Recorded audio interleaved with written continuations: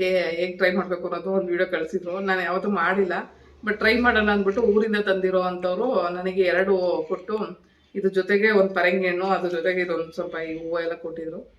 ಇದು ಟೈಮ್ ಇಲ್ವಾ? ಸರಿ ಮಲ್ಕೊ. ಟೈಮ್ ಇಲ್ವಂತೆ, ಟೈಮ್ ಇಲ್ಲ ಮಗಿಗೆ.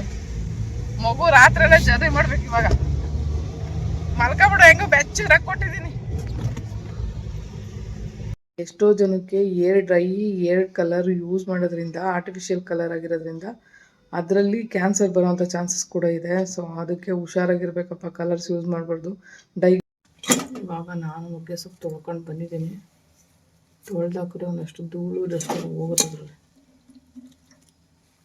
ನಾವೇ ಅಗ್ರಿಮೆಂಟ್ ಮಾಡಿ ಬಂದಿರೋದಲ್ಲಿ ನಾವು ಇದೇ ಜೀವನ ಅನುಭವಿಸ್ತೀವಿ ಅಂತೇಳಿ ಫಸ್ಟೇ ನಾವೆಲ್ಲ ಫಿಕ್ಸ್ ಮಾಡ್ಕೊಂಡು, ನಮ್ಗೆ ಇದೇ ಅಪ್ಪ ಅಮ್ಮ ಸಿಗಬೇಕು, ಇದೇ ಮಕ್ಕಳುಗಳು ಸಿಗಬೇಕು, ಇದೇ ಗಂಡ ಸಿಗಬೇಕು, ಇದೇ ಥರ ಅಣ್ಣ ತಮ್ಮದಿರು ಅಕ್ಕ ತಂಗಿದಿರು ಸಿಗಬೇಕು, ಇದೇ ಫ್ಯಾಮಿಲಿ ಸಿಗಬೇಕು ಅನ್ನೋ ರೀಸನ್ಗೋಸ್ಕರನೇ ತಲೆಯಲ್ಲಿ ಒಟ್ಟು ಜಾಸ್ತಿ ಆಗ್ತಾ ಇರೋದು.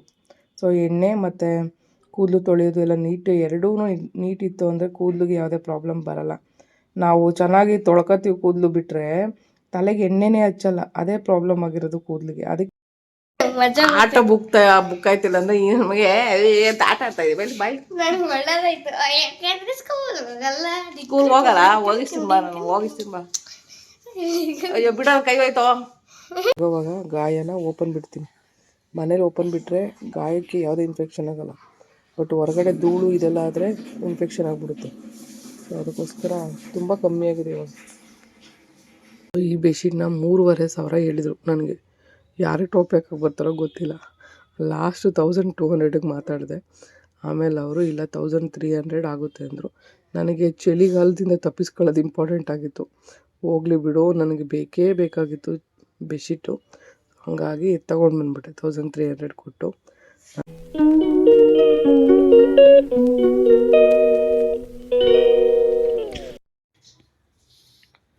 ಒಂದಲ್ಲ ಎರಡಲ್ಲ 5 ದಿನ ಬಿಟ್ಟಿದ್ದೀನಿ. ಆ್ಯಕ್ಚುಲಿ ಕಾಲು ಊತ ಇಳಿತಾ ಇಲ್ಲ, ಅದಕ್ಕೋಸ್ಕರ ಸ್ಟಾಲ್ಗಳಿಗೆ ಹೋದರೆ ಬೆಳಗ್ಗೆಯಿಂದ ರಾತ್ರಿವರೆಗೂ ಕೂತಿರಬೇಕು, ಅದೊಂದು ಕಷ್ಟ. ಸೊ ಅದಕ್ಕೆ ಕಾಲು ತುಂಬ ಊತ ಬರುತ್ತೆ. ಸೊ ಗಾಯದ ಕಾಲಿಗೆ ಇದ್ರಲ್ಲಿ ಕಟ್ಬಿಟ್ಟಿದ್ದೀನಿ. ಆ್ಯಕ್ಚುಲಿ ಬಟ್ಟೆ ಕಟ್ಟೋದ್ರಿಂದ ಏನಾಗುತ್ತೆ, ಕಾಲು ಊತ ಇಳಿಯುತ್ತೆ. ಸೊ ಯಾವುದೋ ಒಂದು ಮೂಲೆಯಲ್ಲಿ ಹಂಗೆ ಇತ್ತು, ಕಾಲು ಊತ ಬಂದಾಗ ತೊಗೊಂಡಿದ್ದೆ ಇದನ್ನು. ಹಾಗಾಗಿ ಇದನ್ನು ಹಾಕ್ಕೊಂಡಿದ್ದೆ, ಅದಕ್ಕೆ ಕಾಲು ಸ್ವಲ್ಪ ಊತ ಇಳಿದಿದೆ. ಇವಾಗ ಉಲ್ಟಾ ಎದ್ದಿದ್ದು ನಾನು. ಆ್ಯಕ್ಚುಲಿ ಉಲ್ಟಾ ಮಲಗಬೇಕು ಗಾಯ ವಾಸಿ ಆಗೋವರೆಗೂ. ನನಗೆ ಈ ಗಾಯ ಸ್ಟಾರ್ಟ್ ಆದಾಗಿಂದ 1 ವಾರದ ಮೇಲೆ ಆಯಿತು ಅಂದ್ಕೊಳ್ಳಿ. ಸೊ ಆವಾಗಿಂದ ಉಲ್ಟಾ ಮಲಗದೆ. ನಾನು ಸೀರೆ ಮಲ್ಕೊಳ್ಳೋಕ್ಕೆ ಭಯ ಆಗುತ್ತೆ ನನಗೆ, ಗಾಯ ವಾಸಿ ಆಗ್ತಾಯಿಲ್ಲ ಅಂತ. ಅದಕ್ಕೆ ಇವಾಗ ಇಲ್ಲೊಂದು ದಿಂಬು, ಇಲ್ಲೊಂದು ದಿಂಬು, ಅಲ್ಲಿ 3 ದಿಂಬು, ಟೋಟಲ್ 5 ದಿಂಬು ಪೂರ್ತಿ ಕಾಲಿಗೆ ಹಾಕ್ಬಿಟ್ಟಿದೆ. ಸೊ ಇವಾಗ ಊತ ಸ್ವಲ್ಪ ಕಮ್ಮಿಗೆ ಬಂದಿದೆ. ತುಂಬ ಊದ್ಕೊಳ್ಳುತ್ತಪ್ಪ, ರಾತ್ರಿ ಗಂಟ ಕೂತೇ ಇರಬೇಕು ವೀಲ್ಚೇರಲ್ಲಿ, ಸಿಕ್ಕಾಪಟ್ಟೆ ಊದ್ಕೊಳ್ಳುತ್ತೆ. ಸೊ ಇವಾಗ ಇದೇ ಥರದ್ದು ಇನ್ನೊಂದು ತೊಗೊಳ್ಬೇಕು. ಸೊ ಟ್ರಾವೆಲಿಂಗ್ ಕೂಡ ಯೂಸ್ ಆಗುತ್ತೆ ನಮಗೆ. ಟ್ರಾವೆಲಿಂಗ್ ಮಾಡೋವಾಗ ತುಂಬ ಕಾಲೂತ ಬರುತ್ತೆ. ಸೊ ಈ ಥರದ್ದು ಇನ್ನೊಂದು ತೊಗೊಂಡ್ರೆ ಇದಕ್ಕೂ ಹಾಕ್ಬಿಟ್ಟು ಕಟ್ಬಿಟ್ರೆ ಊತನೂ ಬರೋಲ್ಲ, ಏನೂ ಬರೋಲ್ಲ. ಆಮೇಲೆ ಊತ ಇಳಿಬೇಕು ಅಂದರೆ ಇದು ತುಂಬ ಒಳ್ಳೆಯದಾಗುತ್ತೆ ನನಗೆ. ಸೊ ಗಾಯ ತುಂಬ ಕಮ್ಮಿ ಆಗಿದೆ. ಆ ಗಾಯ ಹೇಗಿದೆ ಅಂತ ಹೇಳಿ ನಾನು ತೋರಿಸ್ತೀನಿ ಆಮೇಲೆ. ಸೊ ಇವಾಗ ಬೆಳಿಗ್ಗೆ ಎದ್ದಿರೋದು, ಇವಾಗ ಟೈಮ್ 7:30. ಪೂರ್ವಿಗೆ ಟಿಫನ್ ಮಾಡೋಕ್ಬೇಕು, ಅವ್ನು ಸ್ನಾನ ಮಾಡ್ತಾಯಿದ್ದಾನೆ. ಇವತ್ತು ಇರೋಳಕ್ಕೆ ಆಗಿಲ್ಲ ನೋಡಿ, ನೆನ್ನೆನೂ ಹಂಗೆ ಆಯಿತು. ಮೊನ್ನೆ ಕೋರ್ಟು ಹೋಗಿದ್ನೆಲ್ಲ, ಗುಬ್ಬಿಲಿ ಒಂದು ಹೊಸದು ಬೆಡ್ಶೀಟ್ ತೊಗೊಂಡು ಬಂದೆ. ಆ್ಯಕ್ಚುಲಿ ತುಂಬ ದಪ್ಪಗಿದೆ ಇದು. ಮತ್ತು ನನಗೆ ಚಳಿದು ಒಂದು ಇದಿದೆಯಪ್ಪ, ಸಿಕ್ಕಾಪಟ್ಟೆ ಚಳಿ ನನಗೆ. ನಾನು ಸಿಕ್ಕಾಪಟ್ಟೆ ಪ್ರೆಗ್ನೆನ್ಸಿಯಿಂದ ಹಿಡ್ದೂ ತುಂಬ ಇದನ್ನು ಗ್ಲುಕೋಸು ಇದನ್ನೆಲ್ಲ ಬಾಡಿಗೆ ಹಾಕಿಸ್ಕೊಂಡಿರೋವಂಥದ್ದು. ಆಪ್ರೇಷನ್ ಆದಾಗ ತುಂಬ ಇದಾಗಿದೆ ನನಗೆ. ನನ್ನ ಬಾಡಿಗೆ ಅದೆಷ್ಟು ಗ್ಲೂಕೋಸ್ ಹೋಗಿದೆ ಅಂತ ನನಗೆ ಗೊತ್ತಿಲ್ಲ. ಸೊ ಹಂಗಾಗಿ ತುಂಬ ಚಳಿ ಆಗುತ್ತೆ ನನಗೆ, ಚಳಿ ವೆದರ್ಗೆ. ಆಮೇಲೆ ಕಾಲೆಲ್ಲ ಸ್ವಾಧೀನ ಇಲ್ದಿರೋದ್ರಿಂದ ಏನಾಗುತ್ತೆ, ಬೆಡ್ಶೀಟು ಮತ್ತು ಬಟ್ಟೆ ಕ್ಲೋಸಾಗಿ ನೀಟಾಗಿ ಹಾಕ್ಕೊಂಡಿಲ್ಲ ಅಂದರೆ ಕಾಲೆಲ್ಲ ಒಂಥರ ಸೆಟ್ಕೊಂಡಂಗೆ ಆಗುತ್ತೆ. ಅಂದರೆ ಕೋಲ್ಡಲ್ಲಿ ಗಟ್ಟಿ ಬಂದುಬಿಡುತ್ತೆ. ಆಮೇಲೆ ಫುಲ್ ಕೋಲ್ಡು ಮಾಡಿಕೋಬಾರ್ದು ನಾವು ಬಾಡಿನ. ಯಾವಾಗಲೂ ಕಾಲು ಬಿಸಿ ಇರೋಂಗೆ ನೋಡ್ಕೋಬೇಕು. ಸ್ವಾಧೀನ ಇಲ್ದಿರೋದಕ್ಕೆ ನಮಗೆ ಬೇರೆ ಥರ ಪ್ರಾಬ್ಲಮ್ಸ್ ಆಗುತ್ತೆ. ಸೊ ಅದಕ್ಕೋಸ್ಕರ ಏನು ಮಾಡಿದೆ, ಗಟ್ಟಿ ಬೆಡ್ಶೀಟ್ ತೊಗೊಂಡು ಬಂದೆ. ಹೋದ ಚಳಿಗಾಲದಲ್ಲಿ ಇದೇ ಥರ ಬ್ಲೂ ಕಲರ್ದು ಇನ್ನೊಂದು ಬೆಡ್ಶೀಟ್ ತೊಗೊಂಡಿದ್ದೆ. ಆ್ಯಕ್ಚುಲಿ ನಾನು ನೆನ್ನೆ ರಾತ್ರಿ ಪಿಂಕ್ ಕಲರು ಮತ್ತು ಬ್ಲೂ ಕಲರ್ ಎರಡೂ ಸೇರಿಸಿ ಒಂದೊಂದು ಸಾರಿಗೆ ಒಂದೊಂದು ಬೆಡ್ಶೀಟ್ ಹಾಕಿ ಒಗೆಗೆ ಹಾಕ್ಬಿಟ್ಟೆ ವಾಷಿಂಗ್ ಮಿಷಿನ್ ಒಳಗಡೆ. ಬಟ್ ಇವಾಗ ಇದನ್ನು ಹೊಸದು ತಂದಿದ್ನಲ್ವ, ಇದನ್ನ ಇಟ್ಕೊಂಡಿದ್ದೆ ಸರಿಯಾಗಿ ವೆಯ್ಟ್ ಐತೆ ಇದು. ಎಳೆಯೋಕ್ಕೂ ಆಗೋಲ್ಲ, ಒದ್ಕೊಂಡ್ರೆ ಹಿಂಗೆ ಊಟ ಮಲಗಿದ್ದಾಗ ಹಿಂಗೆ ಎತ್ಕೊಳ್ಳೋಕ್ಕೂ ನನ್ನ ಕೈಯಲ್ಲಾಗಲ್ಲ. ಬಟ್ ಯಾಕೆಂದರೆ ನಂಗೆ ಚಳಿ ಜಾಸ್ತಿ ಇರುತ್ತಲ್ಲ, ಕೋಲ್ಡ್ ಇರೋಕ್ಕೆ ಬಿಡೋಕ್ಕಾಗಲ್ಲ ನನಗೆ ಬಾಡಿನ. ಹಂಗಾಗಿ ಆಮೇಲೆ ನಂಗೆ ಕೋಲ್ಡ್ ಇದ್ದಾಗ ನಾನು ನಿದ್ದೆನೇ ಮಾಡಲ್ಲ, ನಿದ್ದೆ ಬರೋದು ಇಲ್ಲ ನನಗೆ. ಸೊ ಅದಕ್ಕೆ ಗಟ್ಟಿ ಬೆಡ್ಶೀಟ್ ತೊಗೊಂಡು ಬಂದಿದ್ದೀನಿ. ಆಮೇಲೆ ಪ್ರತಿ ಚಳಿಗಾಲಕ್ಕೂ ಹೊಸ ಬೆಡ್ಶೀಟ್ ತಗೋತೀನಿ ನಾನು. ಹೋದ ವರ್ಷ ಒಂದು ಹೊಸ ತಗೊಂಡಿದ್ದೆ, ಈ ವರ್ಷ ಇನ್ನೊಂದು ಹೊಸ ತಗೊಂಡೆ. ಆ್ಯಕ್ಚುಲಿ ನನಗೆ ಬೆಡ್ಶೀಟ್ ಸಾಕಾಗಲ್ಲ, 2-3 ಹೊತ್ಕೋಬೇಕಾಗುತ್ತೆ ಒಂದೊಂದು ಸಾರಿ, ಅಷ್ಟು ಚಳಿ ಆಗುತ್ತೆ ನನಗೆ. ಆಮೇಲೆ ಈ ಮನೆ ಕೋಲ್ಡ್ ವೆದರ್ ಜಾಸ್ತಿ ಇದೆಯಪ್ಪ, ಮತ್ತೆ ಚಳಿ ಸ್ಟಾರ್ಟ್ ಆಗಿಬಿಟ್ರೆ ಆಮೇಲೆ ಜ್ವರನೂ ಬಂದುಬಿಡುತ್ತೆ ಅದ್ರ ಜೊತೆಗೆ ಒಂದೊಂದು ಸಾರಿ ನನಗೆ, ತುಂಬ ಕೆಲಸ ಮಾಡಿದ್ದಾಗ. ಅದಕ್ಕೆ ಹೊಸ ಬೆಡ್ಶೀಟ್ ತೊಗೊಂಡು ಬಂದುಬಿಟ್ಟಿದ್ದೀನಿ. ತುಂಬ ಚೆನ್ನಾಗಿದೆ, ಆಮೇಲೆ ತುಂಬ ಥಿಕ್ನೆಸ್ ದಪ್ಪವಾಗಿದೆ. ಆ್ಯಕ್ಚುಲಿ ಬೆಡ್ಶೀಟಿಗೆ ಎಷ್ಟು ಕೊಟ್ಟೆ ಅಂತ ನೀವು ಕೇಳ್ಬೋದು. ಅಂದರೆ ವೆಯ್ಟು ಇದೆ, ವೆಯ್ಟು ಎಲ್ಲ ಇದೆ, ತುಂಬ ದಪ್ಪ ಆಗಿದೆ, ಥಿಕ್ನೆಸ್ಸು ಕೂಡ ಚೆನ್ನಾಗಿದೆ. ಸೊ ಈ ಬೆಡ್ಶೀಟ್ನ 3,500 ಹೇಳಿದರು ನನಗೆ. ಯಾರಿಗೆ ಟಾಪ್ ಹಾಕಕ್ಕೆ ಬರ್ತಾರೋ ಗೊತ್ತಿಲ್ಲ. ಲಾಸ್ಟ್ 1,200ಗೆ ಮಾತಾಡಿದೆ. ಆಮೇಲೆ ಅವರು ಇಲ್ಲ 1,300 ಆಗುತ್ತೆ ಅಂದರು. ನನಗೆ ಚಳಿಗಾಲದಿಂದ ತಪ್ಪಿಸ್ಕೊಳ್ಳೋದು ಇಂಪಾರ್ಟೆಂಟ್ ಆಗಿತ್ತು. ಹೋಗಲಿ ಬಿಡು, ನನಗೆ ಬೇಕೇ ಬೇಕಾಗಿತ್ತು ಬೆಡ್ಶೀಟು. ಹಾಗಾಗಿ ತೊಗೊಂಡು ಬಂದುಬಿಟ್ಟೆ 1,300 ಕೊಟ್ಟು. ನನಗಂತೂ ಚಳಿ ಅಂದರೆ ತಡೆಯೋಕ್ಕಾಗಲ್ಲಪ್ಪ, ಸಿಕ್ಕಾಪಟ್ಟೆ ನಡುಗ್ತೀನಿ ನಾನು. ನೋಡಿ, ಇದನ್ನ ಹಾಕಿರೋದಕ್ಕೆ ತುಂಬ ಊತ ಕಮ್ಮಿ ಆಗಿದೆ ಕಾಲು. ಇದೇನೋ ಬಿಡ್ತು. ಆ್ಯಕ್ಚುಲಿ ಲಾಕ್ ಮಾಡೋದು 2 ಇತ್ತು, ಒಂದು ಕಿತ್ತೋಗ್ಬಿಡ್ತು, ಒಂದೇ ಇರೋದು. ಸೊ ಇವಾಗ ಇನ್ನೊಂದು ಈ ಕಾಲಿಗೂ ಇದೇ ಥರ ತೊಗೊಬಿಡ್ತೀನಿ. ಸೊ ತುಂಬ ಯೂಸ್ ಆಗುತ್ತೆ ನನಗೆ. ನೋಡಿ, ಗಾಯ ಪೊಸಿಷನು ತುಂಬ ಕಮ್ಮಿ ಆಗಿದೆ. ಅಪ್ಪ ಹೆಂಗಾಗಿತ್ತು ಗೊತ್ತಾ, ಗಾಯ ನೋಡೋಕ್ಕೆ ಭಯ ಆಗ್ತಾಯಿತ್ತು ನನಗೆ. ಇವಾಗ ತುಂಬ ಕಮ್ಮಿ ಆಗಿದೆ. ದಿನಾಗಲೂ ಡ್ರೆಸ್ಸಿಂಗ್ ಮಾಡ್ಕೊತೀನಿ ನಾನೇ. ದಿನ ಕ್ಲೀನ್ ಮಾಡ್ಕೊಂಡು ನೈಟ್ ಹೊತ್ತು ಮಲಗೋವಾಗ ಗಾಯನ ಓಪನ್ ಬಿಡ್ತೀನಿ. ಮನೇಲಿ ಓಪನ್ ಬಿಟ್ಟರೆ ಗಾಯಕ್ಕೆ ಯಾವುದೇ ಇನ್ಫೆಕ್ಷನ್ ಆಗೋಲ್ಲ, ಬಟ್ ಹೊರಗಡೆ ಧೂಳು ಇದೆಲ್ಲ ಆದರೆ ಇನ್ಫೆಕ್ಷನ್ ಆಗಿಬಿಡುತ್ತೆ. ಸೊ ಅದಕ್ಕೋಸ್ಕರ ತುಂಬ ಕಮ್ಮಿ ಆಗಿದೆ ಇವಾಗ. ಅನ್ನ ಅಷ್ಟು ಎತ್ತಿದ್ದೀನಿ, ಇನ್ನೂ ಎತ್ತು ಅಂತಾರೆ. ಇನ್ನೆಷ್ಟು ಎತ್ತಬೇಕೋ? ನಿಂಗೆ ಊಟ ಮಾಡೋಕೆ ಅನ್ನ ಬೇಡವಾ? ಮಿಸ್ಸಿಗೆ ಹೇಳ್ತೀನಿ ನೀರು, ಮ್ಯಾಮ್ ಏನು ತಿನ್ನಲ್ಲ ಅಂತ. ನಿನ್ನ ಕತೆ ಹೇಳ್ಬೇಡ ನನಗೆ. ಯಾಕೋ ಎತ್ತಿದ್ದೆ ತಿರ್ಗಾ ಬ್ಯಾಗಿಂದ? ಮೊದಲು ನಾನು 2 ಸಾರಿ ಬ್ಯಾಗಿಂದ ತೆಗ್ದಿರೋ, ನನ್ನ ಕೈಲಿ ಆಗಲ್ಲ. ಹೋಗಿ ಏನಾರ ಮಾಡ್ಕೊ ಬಾ, ಆಟೋ ಬುಕ್ ಮಾಡ್ತೀನಿ, ಟೈಮ್ ಆಗಿಬಿಟ್ಟೈತೆ. ಆಟೋ ಬುಕ್ ಆಯ್ತಿಲ್ಲ ಅಂದ್ರೆ ನಮಗೆ ಆಟ ಆಡ್ತಾ ಇದೀವಿ. ಬಾಯ್, ಸ್ಕೂಲ್ ಹೋಗಲ್ಲ, ಹೋಗಿಸ್ತೀನಿ ಬಾ, ನಾನು ಹೋಗಿಸ್ತೀನಿ ಬಾ.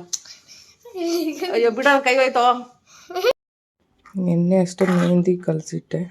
ಆ್ಯಕ್ಚುಲಿ ಬೇರೆ ಪಾತ್ರೆಲಿ ಕಲಿಸ್ದೆ ನಾನು, ಬಟ್ ಏನು ಮಾಡೋದು, ಇದು ಬಾಣಲಿ ಮೇಲೆ ಇಟ್ಬಿಟ್ಟಿದೆ. ಅಂದರೆ ತುಂಬ ದಿನ ಇದು ಯೂಸ್ ಮಾಡಿ ನೋಡಿ, ಇಲ್ಲೆಲ್ಲ ತುಕ್ಕು ಹಿಡಿತಾ ಇದೆ ಇದು ಬಾಣಲಿ. ಸೊ ಹಂಗಾಗಿ ಮೇಲೆ ಇಟ್ಬಿಟ್ಟಿದ್ದೆ. ಇಲ್ಲಿ ಸಿಂಕ್ ಕೆಳಗಡೆ ಬೇರೆ ಸ್ವಲ್ಪ ನೀರು ಸೋರ್ತಾಯಿತ್ತು.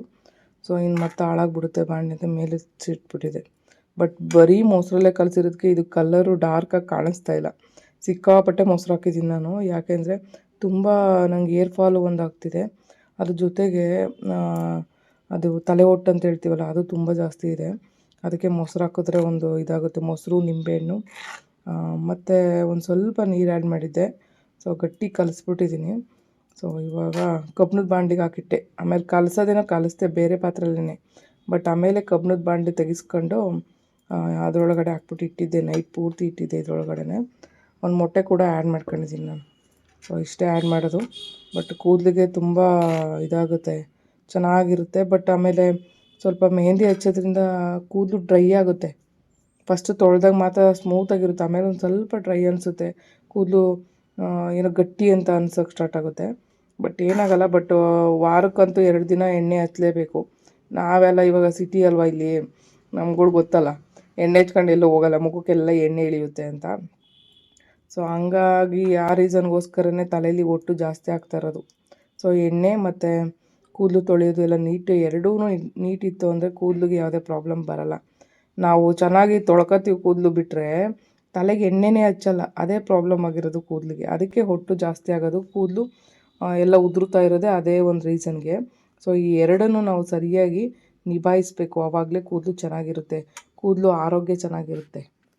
ಮೆಹಂದಿ ಏನು ಇವಾಗಲೇ ಹಾಕೋಬೋದು, ಬಟ್ ಮೆಹಂದಿ ಹಾಕೋಬಿಟ್ರೆ ನನಗೆ ಕೊರಿಯರ್ ಇದೆ ಒಂದು, ಹಾಕಕ್ಕೆ ಹೋಗೋಕ್ಕಾಗಲ್ಲ.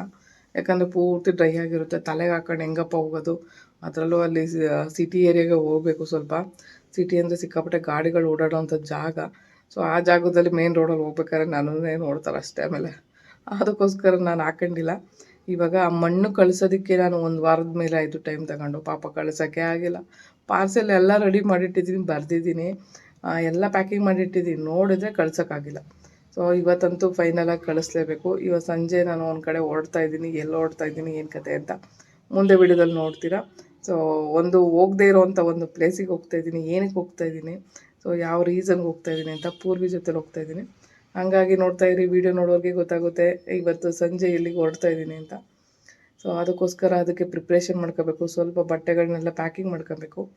ಅದಾದಮೇಲೆ ಪೂರ್ವಿದು 1-2 ಜೊತೆ ಬಟ್ಟೆ ಅವನು ಪ್ಯಾಕಿಂಗ್ ಮಾಡ್ಕೋಬೇಕು. 2 ಡೇಸ್ ಬರೋಲ್ಲ ವಾಪಸ್ಸು. ಅದು ಬಿಟ್ಟರೆ ಇನ್ನು ನೆಕ್ಸ್ಟ್ ಅದೇ ಕೊರಿಯರ್ದು ಒಂದು ಹಾಕ್ಬಿಡ್ಬೇಕು. ಅದು ಹಾಕಿಲ್ಲ ಅಂದರೆ ಮತ್ತೆ 2 ಡೇಸ್ ಹಾಕೋಕ್ಕಾಗಲ್ಲ. ಪಾಪ ಅವ್ರು ಎಷ್ಟು ದಿನದಿಂದ ಕೇಳ್ತಾರೆ. ಸ್ಟಾಲ್ಗಳು ಯಾವುದೂ ಇಲ್ಲ ಸದ್ಯಕ್ಕೆ. ಈ ಗ್ಯಾಪಲ್ಲಿ ಇದನ್ನು ಫಿಕ್ಸ್ ಮಾಡ್ಕೊಂಡಿದ್ದೀನಿ. ಇದೊಂದು 2 ಡೇಸ್ ಆಗುತ್ತೆ. ಇದಾದಮೇಲೆ ಮತ್ತೆ 13-14 ಮತ್ತೆ ಸ್ಟಾಲ್ ಇದೆ. ಸೊ ಅದಕ್ಕೂ ಪ್ರಿಪ್ರೇಷನ್ ಮಾಡ್ಕೋಬೇಕು. ಬಟ್ ಏನೋ ಗೊತ್ತಿಲ್ಲ, ಎಲ್ಲದಕ್ಕೂ ಪ್ರಿಪ್ರೇಷನ್ ಮಾಡ್ಕೋಬೇಕಷ್ಟೇ. ಸೊ ಇದೇ ಜೀವನ, ಯಾವ ಸರ್ಪ್ರೈಸ್ ಯಾವಾಗ ಸಿಗುತ್ತೆ ಅಂತ ಗೊತ್ತಿಲ್ಲ. ಒಂದೊಂದು ಸರ್ಪ್ರೈಸ್ನ ತಗೊಂಡು ಹೋಗ್ತಾ ಇರಬೇಕಷ್ಟೆ. ಎಷ್ಟೇ ಪೇನ್ ಇರಲಿಯಪ್ಪ, ಮುಖದ ಮೇಲೆ ಒಂದು ನಗು ಇದ್ದರೆ ಸಾಕು, ಲೈಫ್ನ ಹೇಗೆ ಬೇಕಾದ್ರೂ ಲೀಡ್ ಮಾಡ್ಬೋದು. ಸೊ ಅದಕ್ಕೆ ನಾನೇ ಉದಾಹರಣೆ. ಎಷ್ಟು ಪೇನ್ ಆಗ್ತಿರುತ್ತೆ ಗೊತ್ತಾ ಬೆನ್ನು ನನಗೆ, ಆದರೂ ನಾನು ನಗ್ತಾ ಇರ್ತೀನಿ. ಯಾಕಂದರೆ ನಮ್ಮ ನಗು ಆ ಪೇನ್ ಇರೋದನ್ನ ಒಂದು ಮರೆಮಾಚುತ್ತೆ ಅಂತ ಹೇಳ್ಬೋದು. ಸೊ ಇಷ್ಟೇ, ಯಾವಾಗಲೂ ಗೊತ್ತಾ, ಒಳಗಡೆ ಎಷ್ಟೇ ನೋವಿದ್ರು ಹೊರಗಡೆ ನಾವು ನಗ್ತಾ ಇದ್ದೀವಿ, ನಗ್ತಾ ಇರಬೇಕು ಅಂತ ನಮ್ಮ ಮನಸ್ಸಿಗೆ ನಾವು ತಿಳ್ಕೊಂಡು ನಾವು ನಮ್ಮ ಮನಸ್ಥಿತಿನ ಬದಲಾಯಿಸ್ಕೋಬೇಕು. ಯಾಕಂದರೆ ನೋವು ಪ್ರತಿಯೊಬ್ಬ ವ್ಯಕ್ತಿಗೂ ಇರುತ್ತೆ. ದಿನ ಅಳೋರು ಎಷ್ಟೋ ಜನ ಇದ್ದಾರೆ ಇವತ್ತು. ಬಟ್ ಅವ್ರ ಮುಂದೆ ನಾವು ಬೆಸ್ಟ್ ಅಂತ ನಾವು ತೋರಿಸ್ಕೋಬೇಕು. ಯಾಕಂದರೆ ಏನೋ ಗೊತ್ತಿಲ್ಲ, ಜೀವನ ಇದನ್ನೇ ಅನುಭವಿಸ್ಬೇಕು ಅಂತ ಬಂದಾದಮೇಲೆ ಅದೇ ಜೀವನ ನಾವು ಚೂಸ್ ಮಾಡ್ಕೊಂಡು ಬಂದಿರ್ತೀವಿ ಅಲ್ಲಿಂದ. ಸೊ ಆ ಜೀವನನೇ ನಾವು ಅನುಭವಿಸಿ ಹೋಗಬೇಕು. ಇವಾಗ ಬೇರೆ ಜೀವನ ಬೇಕು ನನಗೆ ಕೊಡು ಅಂತ ಹೇಳಿದ್ರೆ ದೇವ್ರು ಕೊಡೋಲ್ಲ. ಯಾಕಂದರೆ ನಾವೇ ಅಗ್ರಿಮೆಂಟ್ ಮಾಡಿ ಬಂದಿರೋದಲ್ಲಿ ನಾವು ಇದೇ ಜೀವನ ಅನುಭವಿಸ್ತೀವಿ ಅಂತೇಳಿ ಫಸ್ಟೇ ನಾವೆಲ್ಲ ಫಿಕ್ಸ್ ಮಾಡ್ಕೊಂಡು ನಮಗಿದೇ ಅಪ್ಪ ಅಮ್ಮ ಸಿಗಬೇಕು, ಇದೇ ಮಕ್ಳುಗಳು ಸಿಗಬೇಕು, ಇದೇ ಗಂಡ ಸಿಗಬೇಕು, ಇದೇ ಥರ ಅಣ್ಣ ತಮ್ಮದಿರು ಅಕ್ಕ ತಂಗಿದಿರು ಸಿಗಬೇಕು, ಇದೇ ಫ್ಯಾಮಿಲಿ ಸಿಗಬೇಕು ಅನ್ನೋದನ್ನೆಲ್ಲ ಮೊದಲೇ ನಾವು ಫಿಕ್ಸ್ ಮಾಡಿ ಬಂದಿರ್ತೀವಂತೆ. ಸೊ ಇವತ್ತು ಯಾವುದೇ ಅಗ್ರಿಮೆಂಟನ್ನ ಕ್ಯಾನ್ಸಲ್ ಮಾಡೋದಕ್ಕೆ ಬರಲ್ಲ. ಅದು ಇದೇನು ಮನೆ ಅಗ್ರಿಮೆಂಟಲ್ಲ ಅಲ್ವಾ, ಜೀವನದ ಅಗ್ರಿಮೆಂಟು. ಫಸ್ಟೇ ಎಲ್ಲ ಡಿಸೈಡ್ ಮಾಡ್ಕೊಂಡು ಬಂದಾದ್ಮೇಲೆ ಮತ್ತು ಇವಾಗ ಯಾವುದೇ ಚೇಂಜಸ್ಸು ಮಾಡೋಕ್ಕೆ ಚಾನ್ಸೇ ಇಲ್ಲ. ನಾವಿನ್ನೂ ಬದುಕಿರೋವರೆಗೂ ಯಾವುದೇ ಚೇಂಜಸ್ ಅಂತೂ ಆಗೋಲ್ಲ. ಸೊ ನಾವು ಒಂದು ಅಂತಿಮ ಘಟ್ಟಕ್ಕೆ ಹೋಗಿ ಹೋದ್ಮೇಲೆ ಸೊ ಇದು ಬೇರೆ ಥರ ಚೇಂಜಸ್ ಆಗ್ಬೋದು. ಬಟ್ ಯಾವ ಜನ್ಮದಲ್ಲಿ ಯಾವ ಥರ ಇರ್ತೀವಿ ಅಂತ ಯಾರಿಗೂ ಈ ಜನ್ಮದಾಗಲಾಗಲಿ ಮುಂದಿನ ಜನ್ಮದಲ್ಲಾಗಲಿ ಗೊತ್ತಾಗಲ್ಲ. ಸೊ ನಾವು ಹಿಂದಿನ ಜನ್ಮದಲ್ಲಿ ಏನು ಅನುಭವಿಸಿದೋ, ಅಥವಾ ಯಾರಿಗಾರು ಪಾಪ ಮಾಡಿದ್ವಾ, ಯಾರಿಗಾರು ಕರ್ಮ ಮಾಡಿದ್ವಾ, ಅಥವಾ ಯಾರಿಗಾರು ಮೋಸ ಮಾಡಿದ್ವಾ, ಇಲ್ಲ ಯಾರಿಗಾರು ಒಳ್ಳೇದು ಮಾಡಿದ್ವಾ ಅನ್ನೋದು ಮುಂದಿನ ಜನ್ಮದಲ್ಲಿ ಯಾವ ಥರ ಹುಡ್ತೀವಿ ಅನ್ನೋದು ಗೊತ್ತಾಗಲ್ಲ ನಮಗೆ. ಸೊ ಈ ಜನ್ಮಕ್ಕೆ ಏನು ಅಂದರೆ ಹೋದ ಜನ್ಮದಲ್ಲಿ ಏನೇನು ಮಾಡಿದ್ವೋ ಇದನ್ನು ಅನುಭವಿಸ್ತಿದ್ದೀವಿ ಅಂತ ನಾವು ಅನ್ಕೊಳ್ತೀವಿ. ಬಟ್ ಅದು ನಿಜನೇ ಅಲ್ವಾ, ಹೋದ ಜನ್ಮದಲ್ಲಿ ಏನು ಕರ್ಮ ಮಾಡಿದ್ನೋ ಅಂತ ಅನ್ಕೋತೀವಿ. ಸೊ ಅದೆಲ್ಲ ನಿಜ ಆಗಿರ್ಬೋದಲ್ಲ. ಈ ಜನ್ಮದಲ್ಲಾದರೂ ಒಳ್ಳೇದು ಮಾಡಿದ್ರೆ ನೆಕ್ಸ್ಟ್ ಜನ್ಮದಲ್ಲಿ ಇನ್ನೂ ಒಳ್ಳೇದಾಗ್ಬೋದಲ್ಲ. ಸೊ ಇದನ್ನು ಮನಸ್ಥಿತಿಗೆ ತಗೊಂಡು ಬದುಕಬೇಕು, ಇದೇ ಜೀವನ. Hi hello good morning. So ತುಂಬ ದಿನಗಳ ನಂತರ ಈ ಮಡಕೆದು ಒಂದು ವೀಡಿಯೋ ಮಾಡೇ ಇಲ್ಲಪ್ಪ, ಅದಕ್ಕೋಸ್ಕರ ಮಡಕೆ ತೊಗೊಂಡು ಬಂದಿದ್ದೀನಿ. ಆ್ಯಕ್ಚುಲಿ ಈ ಮಡಕೆ ತೊಗೊಂಡು ಬಂದಾಗಲೇ 1 ತಿಂಗಳು ಮೇಲೆ ಆಗ್ಬಿಡ್ತು. ವೀಡಿಯೋ ಮಾಡೋಣ ಅಂದರೆ ವೀಡಿಯೋ ಮಾಡೋಕ್ಕೆ ಟೈಮ್ ಆಗಿಲ್ಲಪ್ಪ. ಹಂಗಾಗಿ ಇವತ್ತು ತೊಗೊಂಡು ಬಂದೆ. ಒಂದು 10-15 ನಿಮಿಷ ಫ್ರೀ ಒಂದು ಟೈಮಲ್ಲಿ ಈ ಮಡಕೆದು ಒಂದು ವೀಡಿಯೋ ಮಾಡೋಣ, ಅದನ್ನು ಅಪ್ಲೋಡ್ ಮಾಡಬೇಕು ಅಂತ. ಸೊ ತುಂಬ ಜನ ಕೇಳ್ತಾಯಿದ್ರು ಯಾವ್ಯಾವ ಮಡಕೆ ತೊಗೊಂಡು ಬಂದ್ರೆ ಎಷ್ಟು ರೇಟ್ ಇದೆ ಅಂತ. ಸೊ ಹಂಗಾಗಿ ತೊಗೊಂಡು ಬಂದೇ ಬಿಟ್ಟಿದ್ದೀನಿ ನಾನು. ಇವತ್ತು ವೀಡಿಯೋ ಮಾಡೇ ಬಿಡೋಣ. ಸೊ ಎಲ್ಲ ಮಡಕೆಗಳು ತುಂಬ ಚೆನ್ನಾಗಿದ್ದಾವೆ.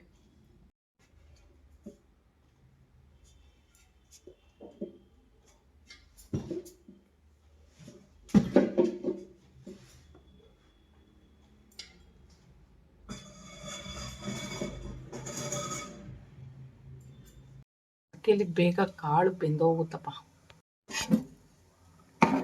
ಆಲ್ರೆಡಿ ಕಾಳು ಬೆಂದಿದೆ. ಆ್ಯಕ್ಚುಲಿ ಮಡಕೆಯಲ್ಲಿ ಚೆನ್ನಾಗಿ ಬೇಗ ಬೇಯ್ದುಬಿಡುತ್ತೆ. ಸೊ ಇವಾಗ ನುಗ್ಗೆ ಸೊಪ್ಪು ಹಾಕೋಣ. ಇವಾಗ ನಾನು ನುಗ್ಗೆ ಸೊಪ್ಪು ತೊಳ್ಕೊಂಡು ಬಂದಿದ್ದೀನಿ. ತೊಳೆದಾಕಿದ್ರೆ ಒಂದಷ್ಟು ಧೂಳು ಇದಷ್ಟು ಹೋಗುತ್ತೆ ಅದರಲ್ಲಿ.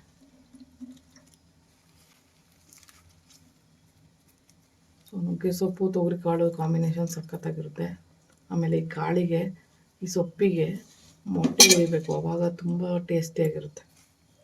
ನಾವೆಲ್ಲ ನುಗ್ಗೆ ಸೊಪ್ಪೆಲ್ಲ ಬೆಳೀತಾ ಇದ್ವಲ್ಲ ಮೊದಲೇ, ಮರದ ಪಕ್ಕದಲ್ಲೇ ಇರ್ತಾಯಿತ್ತು. ವಾರಕ್ಕೆ 3 ದಿನ ಬರೀ ನುಗ್ಗೆ ಸೊಪ್ಪು ಸಾಂಬಾರೇ ನಮ್ಮ ಮನೆಗಳಲ್ಲಿ. ಸೊ ಚೆನ್ನಾಗಿ ತಿಂದು ತಿಂದು ಅಭ್ಯಾಸ ಆಗ್ಬಿಟ್ಟು ನುಗ್ಗೆ ಸೊಪ್ಪಿಲ್ಲದೆ ಇರೋಕ್ಕಾಗೋದೇ ಇಲ್ಲ ಇವಾಗ. ಇಲ್ಲೆಲ್ಲೂ ಬೆಂಗಳೂರಲ್ಲಿ ಸಿಗೋದೇ ಇಲ್ಲಪ್ಪ.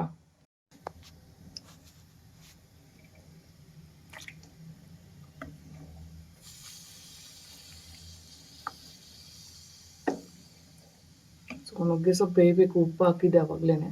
ಸೊ ಎಷ್ಟು ಉಪ್ಪು ಬೇಕು ನೋಡ್ಕೊಂಡು ಹಾಕ್ಕೋಬೋದು. ಸೊ ನುಗ್ಗೆ ಸೊಪ್ಪಿನ ಸಾಂಬಾರು ಮತ್ತು ಪಲ್ಯಗಳು ಎಲ್ಲ ಟೇಸ್ಟಿಯಾಗಿರುತ್ತಪ್ಪ ತಿನ್ನೋದಕ್ಕೆ. ತುಂಬ ಇಷ್ಟವಾದಂಥ ಒಂದು ಖಾದ್ಯ ಅಂತ ಹೇಳ್ಬೋದು ನನಗೆ.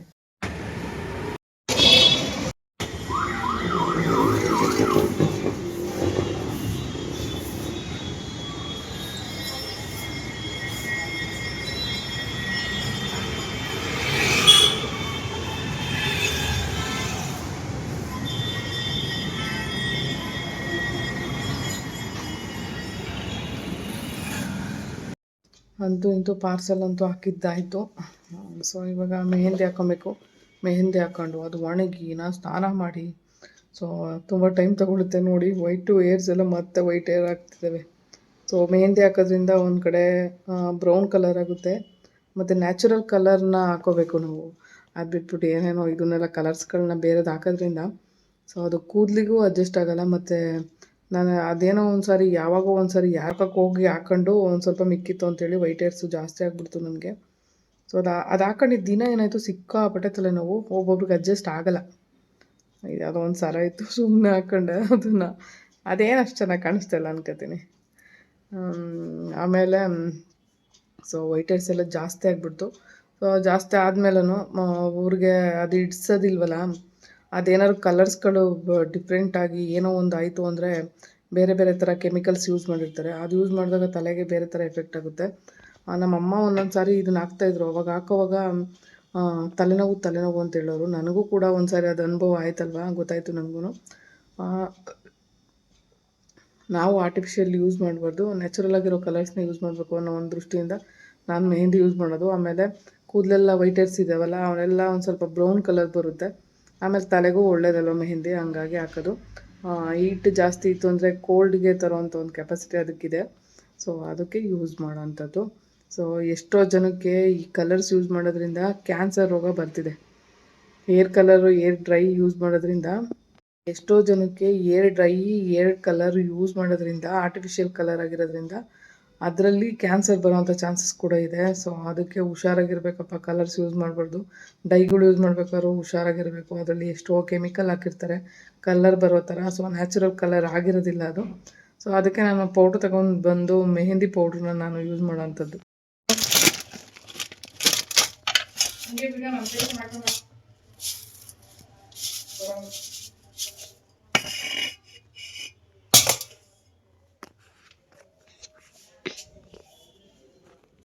ತೆಂಗಿನಕಾಯಿ ಎಲ್ಲ ಇಪ್ಪಾಯ್ತು, ಎಲ್ಲ ತೆಂಗಿನಕಾಯಿಲಿ ನೋಡಿ, ಒಂಚೂರು ಕಾಣಿಸೋದೇ ಇಲ್ಲ ಎಲ್ಲೂ.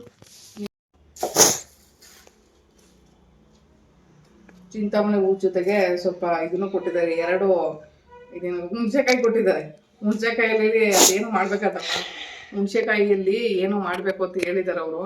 ಆ್ಯಕ್ಚುಲಿ ಅದನ್ನು ಟ್ರೈ ಮಾಡೋದಕ್ಕೆ ಹೇಗೆ ಟ್ರೈ ಮಾಡಬೇಕು ಅನ್ನೋದು ಒಂದು ವೀಡಿಯೋ ಕಳಿಸಿದ್ರು. ನಾನು ಯಾವತ್ತೂ ಮಾಡಿಲ್ಲ, ಬಟ್ ಟ್ರೈ ಮಾಡೋಣ ಅಂದ್ಬಿಟ್ಟು ಊರಿಂದ ತಂದಿರೋ ಅಂಥವ್ರು ನನಗೆ 2 ಕೊಟ್ಟು, ಇದ್ರ ಜೊತೆಗೆ ಒಂದು ಪರಂಗಿ ಹಣ್ಣು, ಅದ್ರ ಜೊತೆಗೆ ಇದೊಂದು ಸ್ವಲ್ಪ ಈ ಹೂವು ಎಲ್ಲ ಕೊಟ್ಟಿದ್ರು. ಇದನ್ನ ಏನು ಮಾಡ್ಬೇಕಂತ ಗೊತ್ತಿಲ್ಲ. ಇವಾಗ ನನಗೆ 2 ದಿನ ಕೆಲಸ ಇದೆ, ಮನೇಲಿ ಇರಲ್ಲ. ಸೊ ಅದಾದಮೇಲೆ ಇದು ಏನು ಮಾಡ್ತೀನಿ ಒಂದು ರೆಸಿಪಿ ಅಂತ ಹೇಳ್ಬಿಟ್ಟು ತೋರಿಸ್ತೀನಿ. ಅದಕ್ಕೋಸ್ಕರ ಹಂಗೆ ಇಟ್ಕೊಂಡಿದ್ದೀನಿ 2. ಸೊ ಹಿಂಗೆ ಬರುತ್ತೆ ಅಂತ ಗೊತ್ತಿಲ್ಲ ನನಗೂ ರೆಸಿಪಿ. ಫಸ್ಟ್ ಟೈಮ್ ನಾನು ಮಾಡ್ತಾ ಇರೋದು ಅದನ್ನ. ಸೊ ಇವಾಗ ಪೂಜೆ ಮಾಡಬೇಕು, ಅದಕ್ಕೆ ಹೂವು ಕಟ್ತಾಯಿದ್ದೀನಿ. ಹೂವು ಕಟ್ಟಿ ಪೂಜೆ ಮಾಡಿ ನೆಕ್ಸ್ಟು ಗೋಯಿಂಗ್ ಟು ತೋರಿಸ್ತೀನಿ ಆಮೇಲೆ ಈಗ ಎಲ್ಲಿಗೆ ಹೋಗ್ತಾಯಿದ್ದೀವಿ. ಮಮ್ಮೀಗ ಹೂವು ಕಚ್ಚೈತೆ, ನೆಕ್ಸ್ಟ್ ಎಲ್ಲಿಗೋ ಹೋಗಿದ್ದೀವಿ. ಅದನ್ನು ಮುಂದಿನ ಸಲ ತೋರಿಸ್ತೀವಿ ಕಾರಲ್ಲಿ ಹೋಗ್ಬೇಕಾರೆ.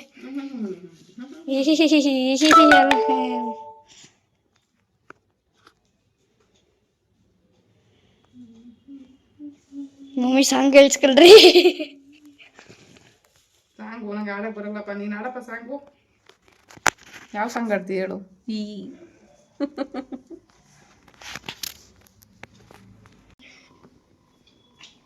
ಮಮ್ಮಿ ಪೂಜೆ ಮಾಡ್ತಿದ್ದ.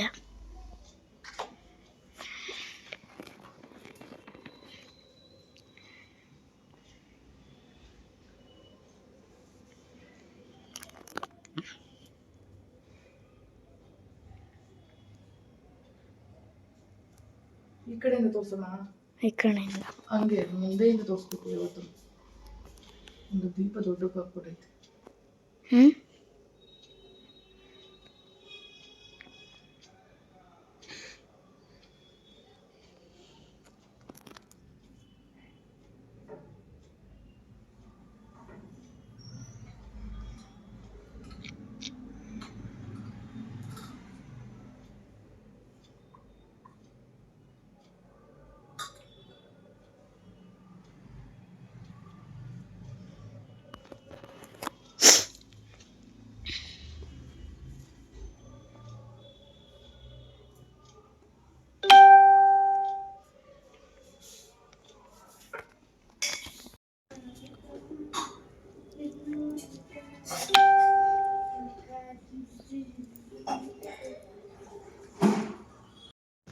ಎಲ್ಲ ಲಗೇಜ್ ಪ್ಯಾಕಿಂಗ್ ಎಲ್ಲ ಮುಗಿತಾ ಇದೆ.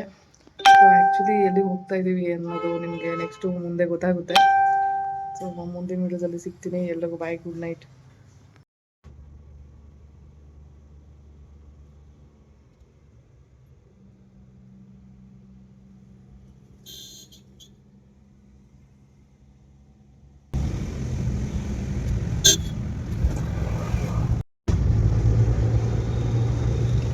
ಪೂರ್ವಿ ಎಲ್ಲಿದೆಯೋ? ಇದೆಯಾ? ಮಲ್ಕೊಂಬಿಟ್ಟಿದ್ಯಾ? ಕಿವಿ ಕೇಳಿಸ್ತಾ ಇಲ್ಲ ಕಣೋ. ಆಯ್ ಮಾಡು. ವಿಡಿಯೋ ಮಾಡ್ತಾ ಇದ್ದೀನಿ. ಟೈಮ್ ಇಲ್ವಾ? ಸರಿ ಮಲ್ಕೊ. ಟೈಮ್ ಇಲ್ವತ್ತೆ? ಟೈಮ್ ಇಲ್ಲ ಮಗಿಗೆ. ಮಗು ರಾತ್ರಿ ಎಲ್ಲ ಜರ್ನಿ ಮಾಡ್ಬೇಕು ಇವಾಗ. ಮಲ್ಕೊಬಿಡು. ಹೆಂಗೋ ಬೆಚ್ಚಗೆ ರಗ್ ಕೊಟ್ಟಿದ್ದೀನಿ. ಹಾ, ಬೆಚ್ಚಗೆ ರಗ್ ರಗ್ಗು ದಪ್ಪದ್ ಕೊಟ್ಟಿದ್ದೀನಿ ತಾನೆ. ಮಲ್ಕೊಂಬಿಡು ಹಾಸ್ಕೊಂಡ ತಗಿ. ಯಾವನಪ್ಪ ಮಲ್ಕತಾನೆ ಅಂದ್ರೆ ಏನೋ ನಿದ್ದೆ ಮಾಡ್ಲತ್ತ. ಸೀಟು ಎಲ್ಲ ಮಾಡಿ ರೆಡಿ ಮಾಡಿ ಕೊಟ್ರೆ ಯಾವನಪ್ಪ ಮಲ್ಕತಾನೆ ಅಂತೆ.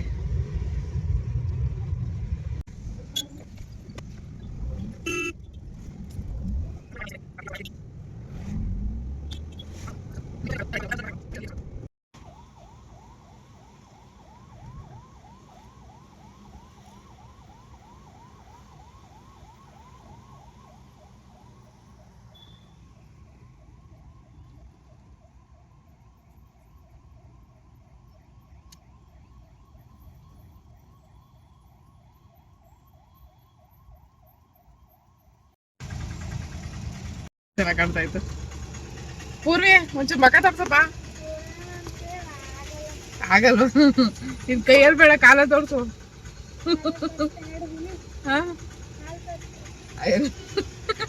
ಕಾಲು ಬತ್ತೈತೆ, ಕೈ ಬತ್ತಲ್ವೇನೋ? ತಲೆ ಬತ್ತಲ್ವಾ? ತಲೆ ತೋರ್ಸು ಒಂಚೂರ. ಆಹಾ, ಕಳ್ಳ. ಏನಾದ್ರು ಅವನ್ ವಿಷಯ ನಡೆಯಂಗಿದ್ರೆ ಅವ್ನ್ ಕೆಲಸ ಆಗಿದ್ರೆ ಟಣ್ ಅಂತ ತೊಟ್ಬಿಡ್ತಾ ಇದ್ದ ತಲೆನ. ಇವಾಗ ಏನ್ ಬೇಕಾಗಿಲ್ವಲ್ಲ.